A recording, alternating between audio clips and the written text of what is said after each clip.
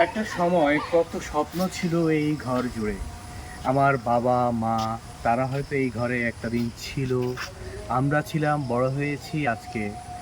সবাই হারিয়ে গিয়েছে, সবাই সবার মতো বড় হয়েছে, চলে গিয়েছে বিভিন্ন জায়গায়। শুধু এই ঘরটি এখনো রয়ে গেছে। এমন হাজারো স্বপ্ন গ্রাম বাংলায় এখনো বর্তমানে আছে। কত সুন্দর মাটির কারুকাজের ঘর এখনো দেখুন। কেউ না থাকলেও ঘরটি এখনো আগের মতো দাঁড়িয়ে আছে। এরকম গ্রাম বাংলায় অজস্র পরিমাণে মাটির ঘর বাড়ি আছে। সকলেই তো ঘর বাঁধে, বাড়ি বাঁধে।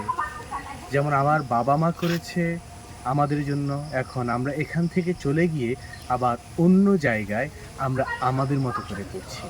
যেমনটা আপনাদেরকে একটু যদি দেখাই, এই যে দেখুন একটি পাখির বাসা। সেও কিন্তু বাসা বাঁধে তার বাচ্চা-কাচ্চা বড় করার জন্য। তেমনিভাবে আমাদেরকেও আমাদের বাবা-মা এমন মাটির ঘরের মধ্যে বা বিল্ডিংয়ের ঘরের মধ্যে বড় করেছে। এখন আমরা বড় হয়েছি, আমরা বিভিন্ন জায়গায় চলে গিয়েছি।